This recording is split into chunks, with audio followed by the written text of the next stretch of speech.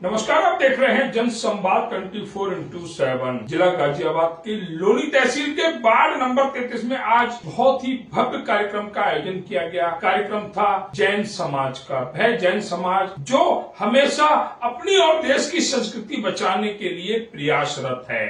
आज भी कार्यक्रम में देखा गया, छोटे छोटे बच्चों ने जो मनमोहक प्रस्तुतियां दी, उसमें देश की संस्कृति साफ झलक रही थी। यहाँ पहुंचे मुख्य अतिथियों में वार्ड 41 के सभासद मिंकू जैन द्वारा कुछ ऐसी बातें भी बताई गई जो राजनीतिक थी। उन्होंने बताया कि हम व्यापारी हैं। सत्य है कि वैश्य समाज एक बड़ा व्यापारी वर्ग है। देश की 33% जीडीपी पर अधिकार रखता है, लेकिन राजनीतिक स्तर पर कमजोर है। अपनी राजनीतिक मजबूरी, अपनी राजनीतिक उपस्थिति बढ़ाने के लिए कहीं ना कहीं एकजुटता की कमी है। पूर्व में जिलाध्यक्ष का पद संभाल चुके दिनेश सिंगल जी, जिनका कहना था कि झंडा चाहे किसी भी दल का हो, किसी भी पार्टी का हो, लेकिन डंडा समाज का होना चाहिए। अगर आपके क्षेत्र से, आपके वार्ड से, आपकी विधानसभा से अगर समाज का कोई भी व्यक्ति चुनाव लड़ रहा है तो आपका समर्थन उसको होना चाहिए। जीतना हारना ये अलग बात है, लेकिन अगर आपका समर्थन उस व्यक्ति को मिलता है तो उसका उत्साह हमेशा बड़ा रहेगा और वह राजनीतिक दल भी वैश्य समाज की ताकत को समझेंगे। इसी को लेकर मिंकू जैन द्वारा अपने विचार दिए गए। वहीं वार्ड 33 के सभासद रामनिवास त्रिपाठी भी इस कार्यक्रम में पहुंचे, जहां उन्होंने जैन समाज के कार्यों को सराहा। वहीं अपने विचार रखे क्षेत्र की सफाई व्यवस्था को लेकर।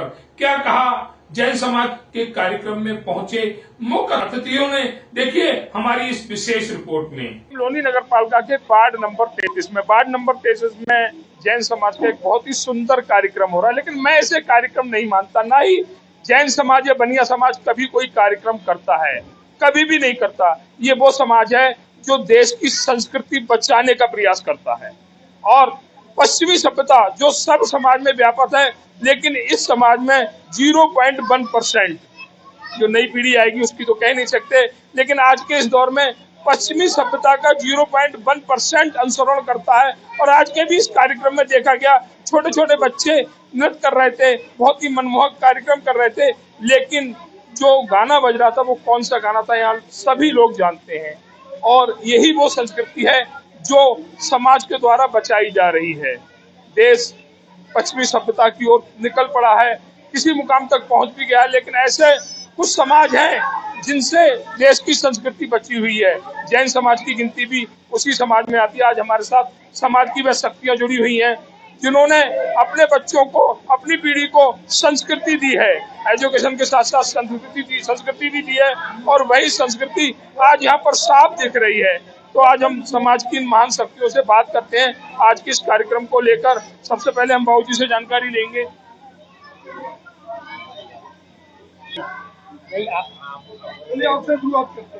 बाबूजी, आपका नाम? मेरा नाम महेश जैन है। महेश बाबूजी, देखा जा रहा है आज बहुत ही सुंदर कार्य समाज के द्वारा किया जा रहा है और ऐसे कार्यों की जरूरत भी है अगर देश में संस्कृति बचानी है। क्या कहेंगे आज के इस कार्यक्रम के लिए और उस पीढ़ी के लिए जो संस्कृति बचाने के लिए आपके संरक्षण में प्रयासरत है? आज का पर्व क्षमा वाणी का पर्व है और जो 10 लक्षण पर्व हमारा 10 दिन का भी बीत के गया, उसके अंदर हम धर्म के 10 लक्षणों की पूजा करते हैं, जिसमें सबसे पहला धर्म है क्षमा। और क्षमा का अर्थ ये होता है कि जो हमने मन से, वचन से, काया से दूसरे के प्रति यदि कोई जाने में या अनजाने में किसी भी प्रकार का अपराध किया हो तो हम उससे भी क्षमा मांगते हैं। हम प्रकृति के जो पेड़, पौधे, सब्जी और धरती, हम इससे भी क्षमा मांगते हैं, क्योंकि धरती पर हमारा भार है। धरती हमारे मलमूत्र को बहन करती है। वनस्पति काय से हमें सब्जियां मिलती हैं, हम उन्हें तोड़ते हैं, हम उनसे भी क्षमा मांगते हैं। जो पानी के जीव हैं, हम उनसे भी क्षमा मांगते हैं। वायुमंडल में जो छोटे छोटे जीव हैं, हम उनसे क्षमा मांगते हैं। तो ये क्षमा हमारा जीव मात्र के प्रति है, केवल मनुष्य मार्ग के लिए नहीं, प्राणी मात्र का धर्म है ये क्षमा। और ये क्षमा धर्म ही सनातन है, और ये उसके होगी जिसके अहंकार नहीं होगा, क्योंकि अहंकारी कभी भी ना तो क्षमा कर सकता है न मांग सकता है। तो सबसे पहले हमारे यहाँ क्रोध का और अहंकार का मर्दन सिखाया जाता है इस 10 दिनों में। 10 दिनों में हमारी आत्मा इतनी पवित्र हो जाती है कि उन 10 दिनों के बाद हम शुद्ध मन, वचन और काया से दूसरों से क्षमा भाव रखते हैं और क्षमा मांगते हैं। आज हम उसी परंपरा को निभा रहे हैं और यही अपने बच्चों को सिखा रहे हैं कि क्रोध, काम, माया, मोह, लोभ, इन सब को त्यागो और सत्य, तप, संयम, इन सब का अपनाओ। इससे तुम्हारे आत्मा शुद्ध होगी, और जब आत्मा शुद्ध होगी तो चरित्र का निर्माण होगा और हमारे समाज का और देश का निर्माण होगा।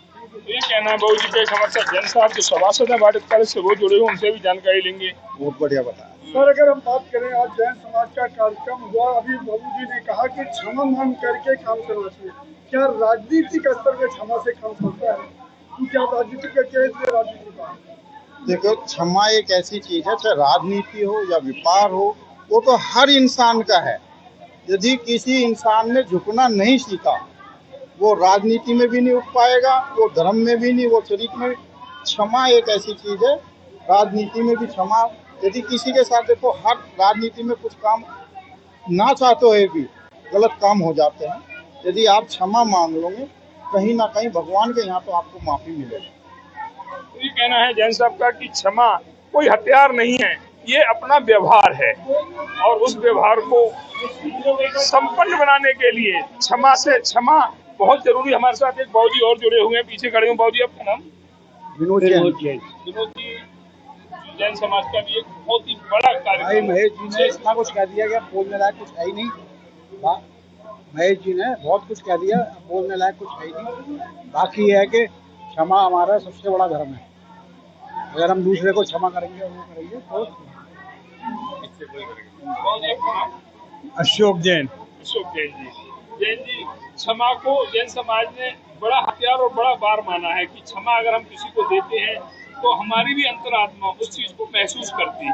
क्या कहेंगे इस कार्यक्रम को लेकर? बहुत बढ़िया होती है। क्षमा तो हमारे वीरों का भूषण है। ये क्षमा तो वीरों का भूषण है। क्षमा हमारे वीर देते, और क्षमा सबसे बढ़िया है।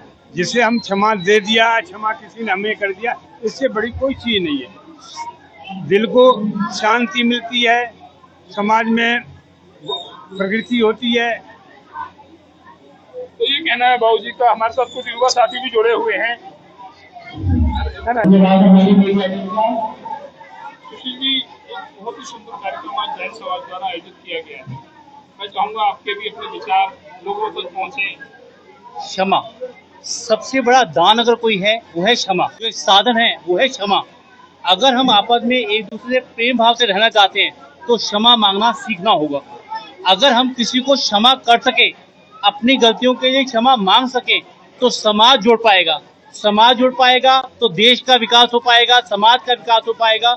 जो हमारी रीति रिवाज, जो हमारे पुराने रीति रिवाज हैं, हम उनको अपना पाएंगे, सब लोगों को एक साथ लेकर चल सकेंगे। सर, अभी एक सवाल उठा था कि जैन समाज राजनीति में कहीं न कहीं पीछे है, इसको लेकर क्या कहते हैं? जैन समाज और राजनीति पीछे नहीं है, लेकिन हमारे जो सिद्धांत हैं वो है सत्य पे चलना, अहिंसा के मार्ग को अपनाना। तो कहीं ना कहीं हमारी जैन पीढ़ी इन सिद्धांतों को अपनाकर जो राजनीति के अंदर कहीं ना कहीं थोड़ा बहुत उथल पुथल हो रहा है, वहां से बचने की कोशिश करती है। अदरवाइज हमारे समाज के लोग आगे बढ़कर इसका नेतृत्व कर सकते हैं। भी जानकारी लेंगे। कहते हैं कोई भी कार्यक्रम हो, अगर मातृशक्ति का योगदान नहीं होगा तो वो कार्यक्रम सफल नहीं होता। तो यहाँ पर मातृशक्ति बैठी हुई है, उनसे भी जानकारी लेंगे आज के इस कार्यक्रम को लेकर। बेटा, एक मिनट। मेरा नाम सोनल जैन। आज बहुत ही सुंदर, क्योंकि अभी जो अगस्त और सितंबर में एक जैन समाज का कार्यक्रम हुआ, जिसमें हमने भी जगह जगह उसको कवर किया था। ऐसा कार्यक्रम शायद समाज में कहीं देखने को नहीं मिलता किसी और समाज में। क्या कहेंगे उस कार्यक्रम को लेकर? और जो अभी क्षमा शब्द का एक बड़े रूप से वर्णन किया जा रहा है, उसको लेकर। क्षमा वाणी हमारे मतलब सभी लोगों को जो हमसे गलतियां हो जाती है उसके बारे में क्षमा मांगते हैं। और हमारा जैन धर्म तो सबसे ज्यादा पवित्र है। शुभ्रा, क्षमा हमसे जो गलतियां हो जाती है 10 दिनों में, उस पूरे साल में, तो हम अब दिल से सबसे क्षमा मांगते हैं कि हमें क्षमा दे दो, सबको हम सबसे क्षमा, सबको किसी घर की बेटी है, किसी घर की बहू भी है, क्या माँ से या आपसे कोई गलती हो जाती है तो माँ या आपकी सासू माँ आपको क्षमा करती है? बिल्कुल करती है, बिल्कुल मांगती है, और हम भी मांगते हैं उनसे। तो ये कहना है मैम, और ऐसा होना चाहिए, यही संस्कृति है और इसी संस्कृति को बचाने का प्रयास जैन समाज लगातार कर रहा है। हम इसे कार्यक्रम नहीं मानते, हम मानते हैं उस संस्कृति को बचाने का कार्य, जिसके लिए ऐसे कार्यक्रमों का होना बहुत जरूरी है।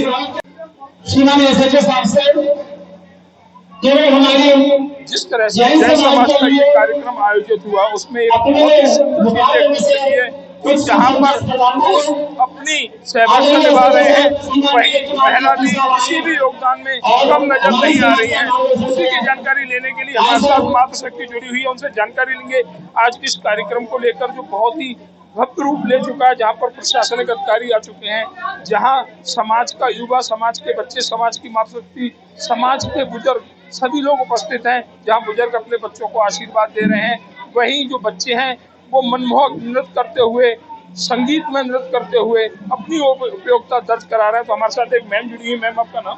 मेरा नाम नेहा जैन है। नेहा जी, देखा जा रहा है कि जैन समाज का बहुत ही सुंदर आयोजन, मैं इसे कार्यक्रम की रूपरेखा नहीं दे सकता क्योंकि ये वह समाज है जो देश की संस्कृति बचाने के लिए प्रयास है।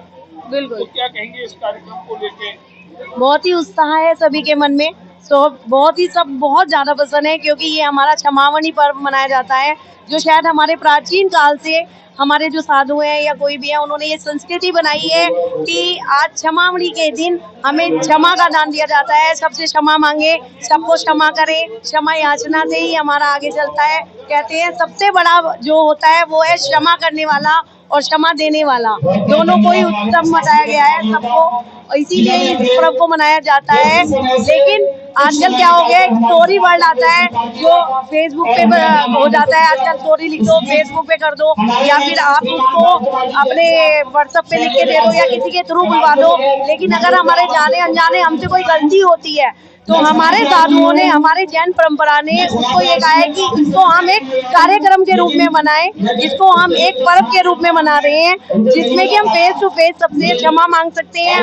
उत्तम क्षमा और उत्तम क्षमा, बस यही कि उत्तम क्षमा सबसे बड़ा धर्म है। एक सवाल और है, यहाँ तक मैंने देखा है कि जैन समाज 0.1% पश्चिमी सभ्यता का अनुसरण करता है, 0.1%। और समाज की हम बात करें तो कोई भी समाज हो वो पश्चिमी सभ्यता की ओर अग्रसर है।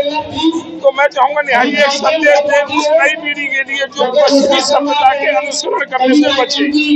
उन बच्चों से यही है, देखो जैन धर्म में जो चीज सिखाई जाती है वो शायद ही किसी धर्म में सिखाई जाती है, लेकिन जैन धर्म एक ऐसा धर्म है कि सबको मिलजुल कर रहने का उपदेश देता है कि सब एक साथ मिलजुल कर रहें, सब एक साथ रहें और प्यार और व्यवहार सबका साथ बना रहे।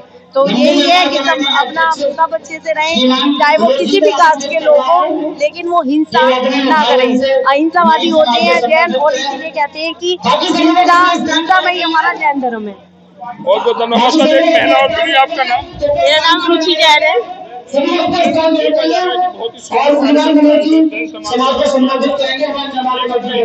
ही एक व्यक्ति ने कहा कि जैन समाज की राजनीतिक हिस्सेदारी बहुत कम है, क्या कहेंगे? क्योंकि आप महिला भी हैं और देखा जा रहा है समाज के कार्यों में अग्रसर भी रहती हैं, क्या कहेंगे उस राजनीति को लेकर जहाँ जैन समाज की भागीदारी बहुत कम है?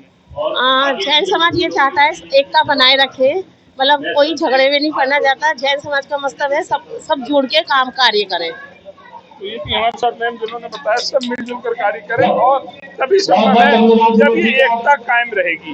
वैश्य समाज लगभग 38 करोड़ की जनसंख्या पूरे देश में है और अगर ये समाज एकत्रित हो जाए तो फिर देश की कोई भी ऐसी नीति नहीं है जो बिना इसके पूर्ण हो जाए।